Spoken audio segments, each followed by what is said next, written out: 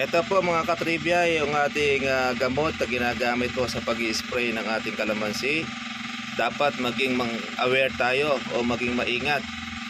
Kasi pag halimbawa hindi po siya hiyang o merong kakontra pong gamot, ganyan po ang mangyayari. Sa lahat po ng mga nagmi-mix po ng mga gamot po natin, titingnan nyo rin po mga katribya po yung inyo pong gamot pag inilagay nyo sa tubig.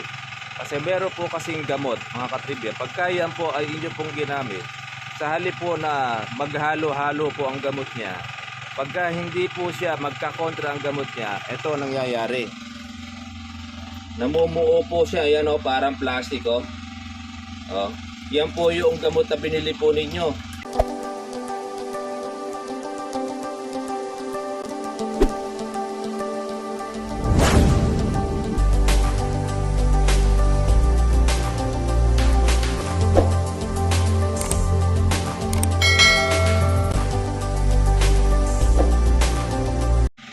Ito po mga katribya, yung ating gamot na ginagamit po sa pag-i-spray ng ating kalamansi.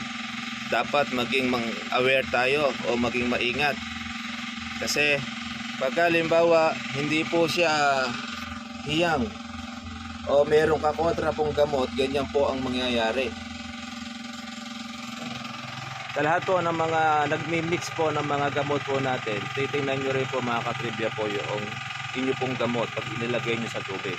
Kasi meron po kasing gamot mga katribya, pagka yan po ay inyo pong ginamit, sa halip po na maghalo-halo po ang gamot niya, pagka hindi po siya magkakontra ang gamot niya, ito nangyayari. Namumuo po siya, yan o, parang plastic o. Yan po yung gamot na binili po ninyo. Ito, hindi na po ito mga katribya po tatalab. Nasa ibabaw na lang o. Plastic siya o. At maaari pa yung magbara doon sa ating hose pag tayo po mga katribya po ay mag-i-spray. Kaya mangyayari ay hihina po ang buga dahil plastic o. Napansin lang po natin yan nung tayo po magtimingin.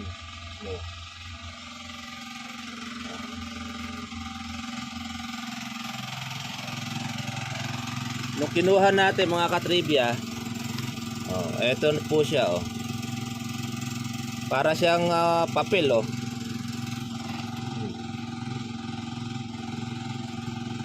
Gamot ito o. Yung binibili natin o. Parang style papel siya o. Nagbuo-buo. Paano hahalo ito mga katribya sa ating ini-spray? Dahil sayang lang Kaya ingat po tayo mga katribya po doon sa ating hinahalo. Pasensya na po kayo at nagpapatubig po yung ating kapitbahay. Medyo maingay po yung makina kaya hindi po masyado pong marinig. Pero ito ang ating pong paalaala sa mga nagmi-mix. Hindi po masama po mga katribya po na mag-mix po tayo ng ating gamot. Pinaghahalo-halo. Kaya lang pag matsempohan ninyo na ganito ang magiging resulta, ingat po kayo dahil pera ang ating pong ginagamit. Malaki po ang ating nagagastos. Lalo ngayon, hindi po biro ang ating gasto sa kalamansi. Kapaibabaw lang siya.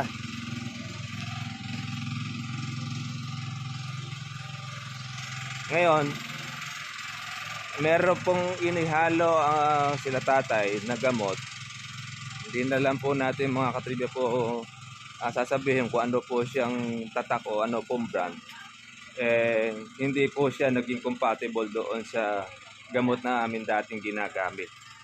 Kaya nangyari, namuo siya para siyang naging papel or plastic. Kaya yung binili po natin na yun, ang buong akala natin na magiging okay, hindi pala siya magiging effective sa kalamansi natin. At ang mangyayari pa doon, magkakaroon pa siya mga katribya po ng pagbabara doon po sa ating hose. Kasi pag yun ay bumara, mahihirap pang humitit po ng tubig, pang bomba ng ating kalamansi. Tatay, mayroon pala kayong gamot na naging kontra doon sa kuha. kontra nga. Bumibabaw lang yung gamot ninyong binili. Akala mo papel eh.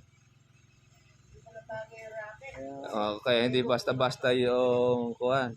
Meron siyang gamot na hindi siya po pwede. Yung combination. Hindi sila pwede mag-combine. Kasi pagka okay naman yung gamot na yon, hahalo lahat. Kaya lang, pagka hindi humalo, ay kagaya nga nun, bumukod siya. Oo, dati naman yung naghahalo nga. Yan ang imumukod sa amin yan. Ba't nakaganyan yun? Oo. Kaya sayang lang yung pagod. Sayang pa yung perang binili mo doon. Inaasahan mo Makakadagdag siya ng bisa. makakapigil ang Insekto. insekto pala magkakawala insekto. Oo. Marami ba yung nabili yung gano'n? Oo. Panghalo. Kaya bubukod siya. Susubukan namin yung ipali. Oo, kasi kuwan yun eh. Hindi maganda, hindi siya compatible doon sa kuwan. Kalamansi. Ganun yung kay Kaplong. Kaya lulutang talaga. Kaya walang bisa yung spray. Pagod lang ang mangyayari siya para ka nagkuha lang ng tubig. Oo. Nag-spray. Maasa kang insekto na inaawat mo. Ayun pala nakatawa lang sa'yo. Ayun. Nagtatawa na ka ng mga insekto ka. Wala kang epekto kasabi niya. Kumbaga sa mga bata sinatingin mo tamakbo lang, sasabihin hindi masakit. Tsaka ako nagkukuha nyo nagkukulay siya Oo. Pagka yung gamot mo yung nagkulay siya na wala yung puti na ini-spray mo, pinagkakape mo lang yung mga insekto. Pinagtsatsaan mo na lang sila. Kaya lang, binanggit ba yung pangalan? Hindi na lang natin kukuha yung pangalan na yung na yan. Dahil iba na kasi kuha nun Makaka-epekto nga sa produkto nila. Ngayon, halimbawa, meron yung gustong wala na kung anong klase ng gamot yun, hindi dapat na makakuha. Sa comment lang sila magtanong. Yun ang pag iingat lang din ko misa. Para masabi sa inyo, hindi makakakumbay na gamot. Nakakahalo. Kaya yun ang konto delikado kasi sayang yung bibili natin pera pagka na gamot. Doble-doble talo ka rin Doble gastos pa. Hindi, gagastos ka. Mapapagod ka. Uupa ka sa magbobomba. Uupa ka sa magbobomba. Pagkatapos yung bisa pala mawawala. Wala nang palang bisa. Kaya doble-doble talo Napansin ko nga para yata ako may buo ka ako na hindi nahalo ka ako doon sa draft. Nagbuo na, akala mo papel. Akala mo siya yung pintura na bumuo Ayun, lumutang. Hindi nga magkakumbang. Yun yung mga gamot. Kaya minsan, delikado rin yung bili tayo ng kuwan, yung na paghahalo-halo. Kailangan dapat yung testing mo talaga, nahahalo talaga sa dapat na yung gamot na bibili. Ng ganun. Kung mo kasi bagong labas yun. Kaya baka sakali, mainam. Yun nga lang, hindi pala sa compatible. Hindi sila magkakumbang.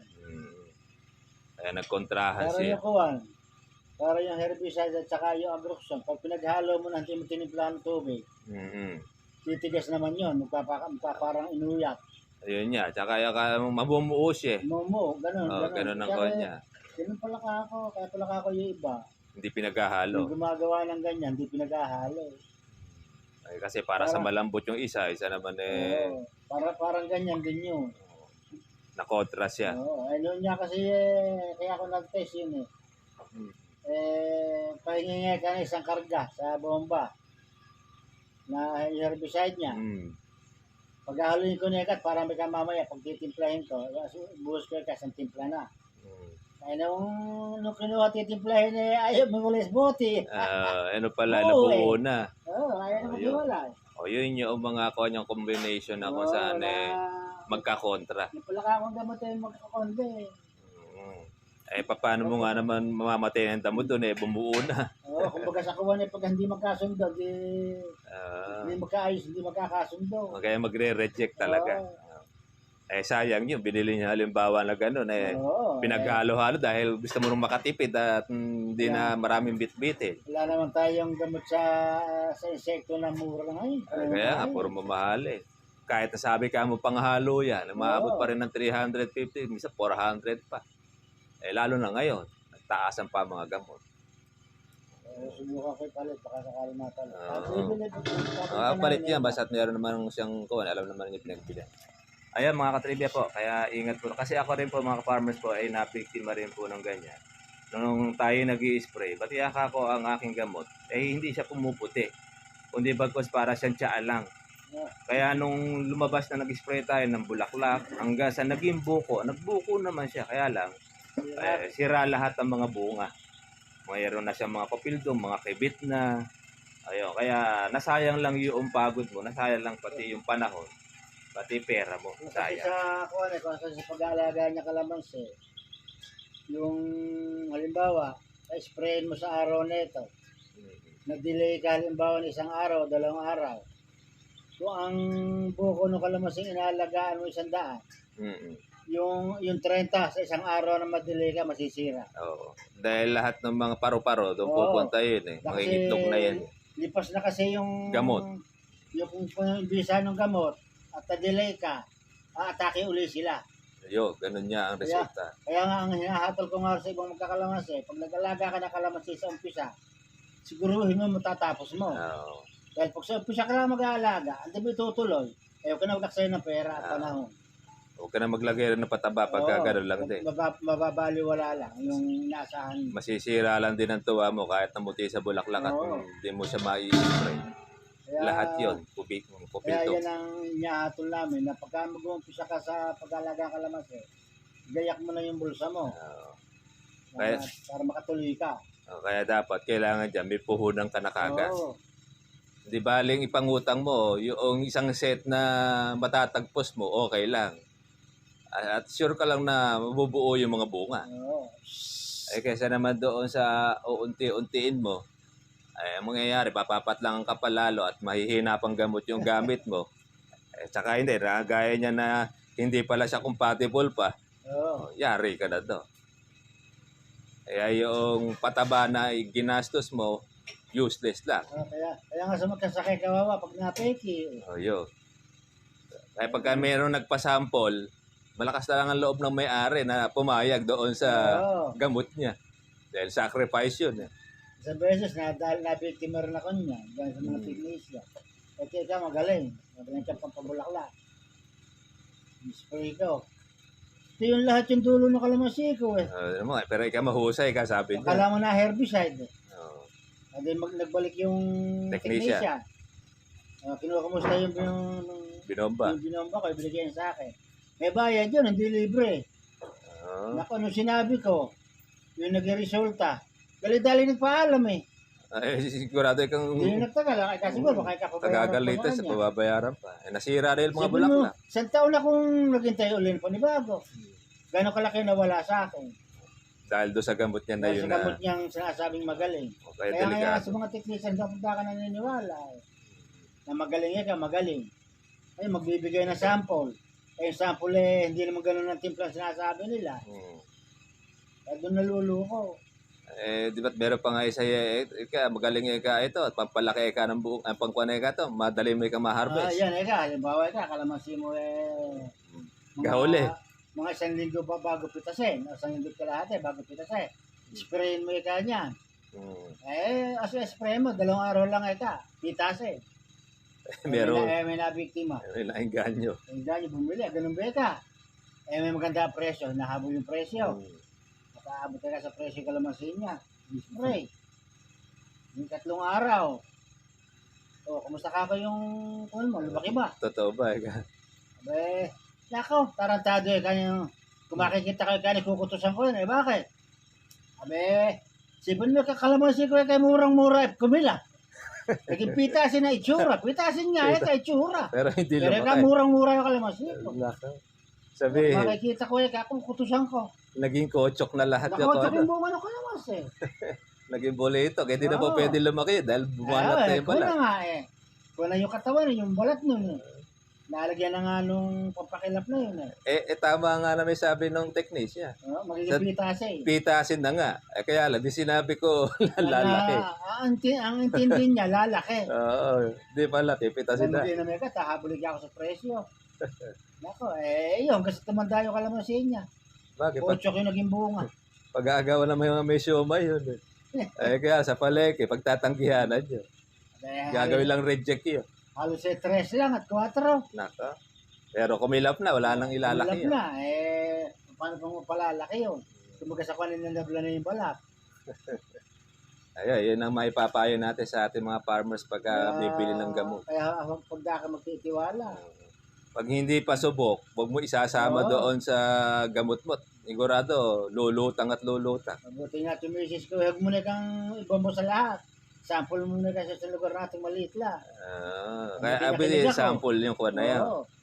May bayad yun, hindi pinasample ko na Yun yun. nga. Hindi ko binamo sa lahat.